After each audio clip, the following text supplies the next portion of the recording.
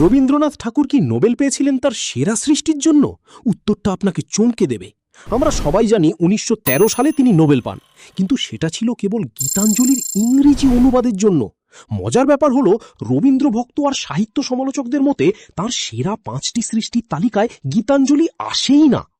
একবার ভাবুন, সামান্য অনুবাদের কাব্য পড়ে যদি নোবেল কমিটি মুগ্ধ হয়, তবে তারা যদি রবীন্দ্রনাথের সেরা লেখাগুলো বাংলা ভাষায় পড়তে পারতেন, যদি তারা গোড়া উপন্যাসের গভীরতা কিংবা রক্তকরবীর সেই অদ্ভুত তেজ সরাসরি অনুভব করতে পারতেন, তাহলে হয়তো তাকে একটা নোবেল দিয়ে শান্ত হতো না বিশ্ব।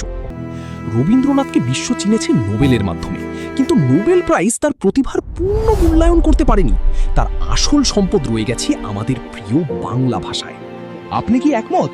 রবি ঠাকুরের কোন লেখাটি আপনার কাছে নোবেলের চেয়েও দামি মনে হয়? কমেন্টে জানান। আপনার উত্তর আমাদের ভাবাবে। এমনই সব সাহিত্যের গল্প জানতে গল্পায়নের সঙ্গে থাকুন।